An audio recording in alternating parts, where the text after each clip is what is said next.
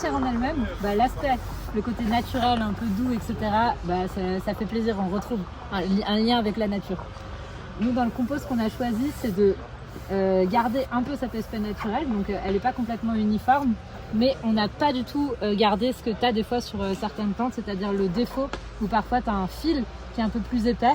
On l'a joué bien lisse, bien technique pour que le client il soit rassuré et que ça donne envie de dormir dedans et qu'on ait l'impression qu'on soit sûr qu'elle soit imperméable. Parce que oui, elle est imperméable. On a gardé le contraste noir-beige parce que ce qu'on avait envie de dire, c'est que polycoton, aujourd'hui, c'est que sur des tentes un peu à l'ancienne, avec des montages avec des arceaux un peu lourds, etc. Cette tente-là, c'est notre tente la plus rapide à monter. Dans les lignes et dans les codes, elle est sportive, elle est racée. Mais avec ce polycoton, en fait, elle se fond dans la nature. Elle fonctionne très très bien à côté des autres tipis, etc. Du coup, c'est le bon combo de... Techniquement, elle est incroyable parce que dans l'utilisation, tu la montes en 2-2, tu la démontes en 2-2. Elle a toutes les fonctions bien pensées pour la respirabilité, la lumière, etc. Mais elle garde cet aspect polycoton que les gens ils aiment sur le glamping, quoi. À l'intérieur, du coup, polycoton sur l'extérieur, polycoton aussi à l'intérieur. Le mesh là, c'est pas du polycoton. Il y a peut-être des gens qui te demanderont pourquoi. C'est juste en fait parce que aujourd'hui, le synthétique, il nous permet de garantir le fait que la maille, elle soit toujours ouverte de la même façon et qu'il n'y a pas un moment, un trou qui va s'agrandir et laisser passer les moustiques. Donc c'est volontaire qu'on ait laissé le synthétique, c'est pour garantir vraiment le fait que les moustiques ne rentrent pas. Là, le Grand Sheet, il a été mis le même que sur les Fresh Black. C'est aujourd'hui notre composant pour le Grand Sheet qui est le plus compact. On a voulu garder ce côté compact parce que de toute façon, on voulait rester en synthétique au sol pour vraiment avoir un max d'imperméabilité au sol. Donc synthétique pour garantir l'imperméabilité zéro. Et puis le plus fin pour être le plus compact possible. En dessous, tu as un Grand Sheet qui n'est pas obligatoire du tout. Mais on s'est dit que sur la polycoton, on se payait le luxe d'avoir ce petit Grand Sheet tout fin. Qui nous permet en fait de dire quand tu viens poser ta tente au sol, il est pile poil à la bonne taille. Il y a beaucoup de gens qui ont envie de remettre des grandes sheets en dessous qui dépassent de la tente. Il faut surtout pas faire ça. Les grandes sheets qui dépassent de la tente, les toiles PVC, etc., ça accumule l'eau en dessous et du coup, tu as une flaque. Donc on a dit, ok, on prépare. Si les gens ont vraiment envie de mettre un grand sheet, il a pile poil la bonne taille. Il s'accroche directement à la tente. Ça, c'est le lien du grand sheet. Tu accroches les deux liens ensemble avec la même sardine. L'intérêt de ça, si les gens veulent le mettre déjà de façon psychologique pour se dire je veux vraiment garantir que ma tente elle dure le plus longtemps possible, etc. Il y a des gens qui ont envie de le faire, surtout quand les gens ont les codes de la tente, qui viennent chercher vraiment ce qu'ils avaient à l'ancienne, etc. Et ça peut intéresser des gens qui justement connaissent le polycoton. Donc on l'a déjà mis, prédécoupé pile poil au bon endroit. Mais ça peut aussi permettre, si par exemple là je démonte la tente et qu'il y a de l'humidité au sol, c'est mon grand sheet qui va être humide. Ma tente elle va être sèche en dessous. Et du coup, le grand sheet, je peux l'étaler, le faire sécher et replier ma tente en attendant. Et du coup, le grand sheet, il est séparé. Du coup, à l'intérieur, donc cette moustiquaire qu'on a laissée, le but, c'est que tu puisses garder une vue extérieure quand tu es dedans. Tu as un peu plus de ventilation aussi si tu as besoin.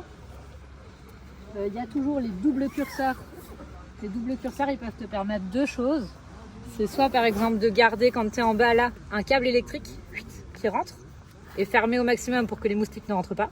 Donc tu peux avoir ça, mais tu peux aussi en les mettant en haut venir aérer un peu en étant ta porte qui est ouverte, qui est fermée. Donc aérer plus que juste le mesh. Sinon tu fermes peu importe là où tu veux. On les a gardés rouges pour être visibles. Là on a mis le Magic Zip qui n'est pas sur la porte Fresh Black parce qu'on s'est dit c'est dommage, notre porte elle est super mais elle traîne un peu par terre sur la Fresh Black. Et on voulait pas qu'elle traîne un peu par terre. Et sur la Fresh Black, du coup, tu es obligé de la rouler vraiment quand tu viens fermer.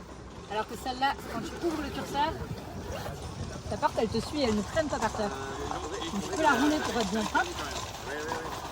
On roule toujours vers l'intérieur. Tout ce qui est à l'intérieur, ça va être sec. Tu vas pas remettre de l'humidité partout. Après, du coup, cette porte-là, elle s'ouvre soit juste comme ça. Elle peut aussi, et c'est pour ça qu'on a un élastique sur cette porte-là.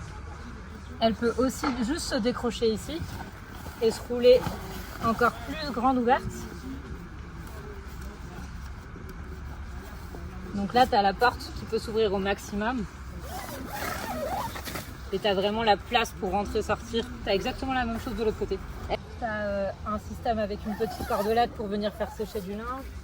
Ici, petite cordelette rouge.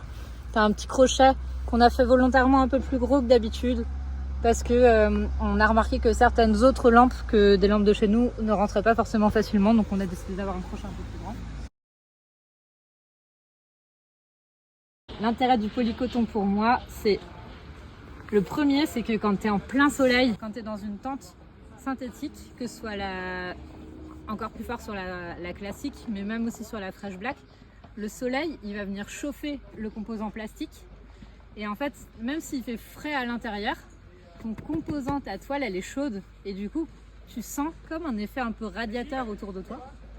Alors que ça, ce composant, il reste frais. Même en plein soleil, il est frais. Et du coup, à l'intérieur, bah, t'as pas cet effet radiateur si t'es collé à la paroi. L'autre truc, c'est que t'as pas du tout d'électricité statique. Ça peut paraître pas grand chose, sauf qu'au fur et à mesure, quand tu montes, que tu démontes les tentes, que tu vides dedans et tout, tu te rends compte que à force de frotter sur les portes, des trucs comme ça, tu peux parfois te prendre un peu de petits coups de jus ou des trucs. Elle a pas du tout ça. T'as pas les cheveux dressés le matin. Le composant, il garde quand même un peu de luminosité. Par contre, il n'y a aucun point qui est plus lumineux qu'un autre. C'est tout un effet de tamisé. À l'intérieur, on a gardé la chambre noire pour accentuer l'effet sombre. Mais du coup, quand tu es à l'intérieur, tu as vraiment une luminosité qui est hyper agréable, qui est toute douce et qui ne te réveille pas du tout le matin. Et on a fait le choix justement parce que sur le polycoton, on ne met pas de Fresh Black et qu'on aime bien cette luminosité qui est toute tamisée, très agréable, de rajouter la possibilité d'avoir ce rideau à l'intérieur qui vient vraiment fermer à 100% cette luminosité le matin.